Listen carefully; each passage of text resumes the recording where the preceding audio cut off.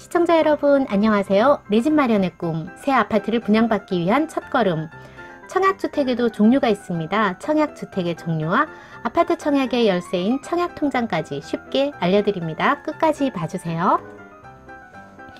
얼마 전 MBC 예능 프로그램 나 혼자 산다에서는 배우 이시연이 새 아파트로 이사하는 모습이 방송되었어요. 어려운 시절을 보내고 새 집으로 이사하는 모습도 보기 좋았는데 눈길을 끈 것은 이사하는 새 아파트가 주택청약 당첨으로 장만하게 된 것이고, 주택청약저축은 대학 졸업 직후에 가입해서 매월 3만원씩 7년간 꾸준히 넣었다고 하죠. 어른들이 해보라고 해서 시작했어요. 원래는 8년 지나서 빼려고 했거든요. 친구가 말리길래 그날 집에 가서 동네에 바로 청약했어요. 경쟁률이 엄청 높았는데 됐어요 라고 인터뷰했네요. 그리고 이시연이 이사한 상도동의 아파트는 청약 당시 분양가가 6억 5천만 원대였거든요. 현재 시세가 10억 5천에서 13억 원 정도 형성하고 있으니까 말 그대로 로또주택이 따로 없습니다. 청약은 사전적 의미로는 일정한 내용의 계약을 체결할 것을 목적으로 하는 일방적, 확정적 의사표시라고 합니다. 부동산에서 청약은 주택을 분양받으려는 사람이 분양주택의 종류에 따라서 일정한 입주 자격을 갖추어 놓고 사겠다라는 의사표시로 예금 등에 가입하는 걸 말하고요. 이 제도를 주택청약제도라고 하죠. 오늘은 청약주택의 종류와 청약통장에 대해서 살펴보겠습니다. 주택청약과 관련한 대표적 주택의 종류는 국민주택과 민영주택이죠. 국가 지방자치단체 LH 및 지방공사가 건설하는 주거전용 면적 85제곱미터 이하의 주택, 국가나 지방자치단체의 재정 또는 주택도시기금을 지원받아서 건설, 개량하는 주거전용 면적 85제곱미터 이하의 주택을 국민주택이라고 하고, 그 나머지를 민영주택이라고 합니다. 국민주택을 공급받기 위해서는 주택청약종합저축이나 청약저축에 가입해야 하고요. 마찬가지로 민영주택을 공급받기 위해서는 주택청약종합저축 또는 청약예금, 청약부금 등에 가입해야 청약 자격이 생깁니다. 흔히 주택을 공급받기 위해서 청약통장, 우리 입주자 통장이라고 하죠. 이 청약통장이 필요한 주택을 청약주택이라고 하고, 국민주택과 민영주택이 이에 속하지만 이 밖에도 청약주택의 종류는 더 있습니다. 공공주택은 공공주택 사업자가 국가 또는 지방자치단체의 재정이나 주택도시기금을 지원받아서 건설 또는 매입해서 공급하는 주택을 말하는데요. 공공주택은 공공임대주택과 공공분양주택으로 구분됩니다. 먼저 공공임대주택은 임대 또는 임대 후 분양전환을 목적으로 공급하는 주택인데요. 복지 차원에서 공급하기 때문에 임대료를 시세보다 싸게 책정해서 공급하고, 공공건설 임대주택과 공공매입 임대주택이 여기에 속합니다. 공공분양주택은 분양을 목적으로 공급하는 국민주택 규모, 주거전용 면적 85제곱미터 이하, 수도권 및 도시지역 외의 읍면은 100제곱미터 이하죠. 이 국민주택으로 주택을 분양받으려면 청약저축에 가입해서 청약신청 자격을 갖춰야 합니다.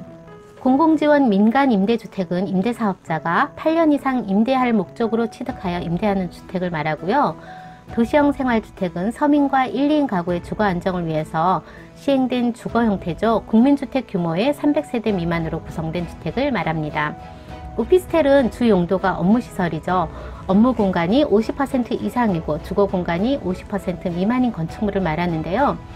도시형 생활주택이나 오피스텔, 민간 임대주택은 아파트의 청약 신청과 달리 별도의 청약 통장 없이 청약 신청할 수 있고, 재당첨 제한 등의 당첨자 관리 제도에도 적용받지 않습니다.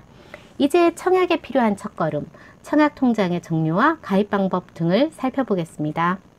작은 전셋집에서 결혼 생활을 시작한 맞벌이 신혼부부가 내 집 마련을 꿈꾸며 은행에 가서 가장 먼저 만드는 통장, 저도 사회생활을 시작하면서 가장 먼저 만들었던 통장이 청약부금 통장이었는데요.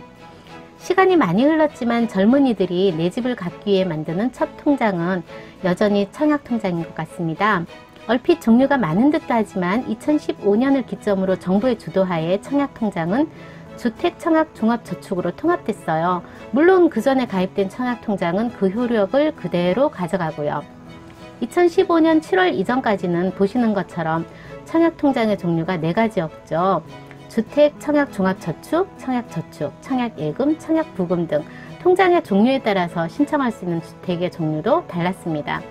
2009년 5월 출시된 주택청약종합저축은 기존의 청약저축에 청약예금과 청약부금의 기능을 한데 묶은 입주자 저축으로 국민주택과 민영주택 모두에 청약할 수 있게 되었습니다.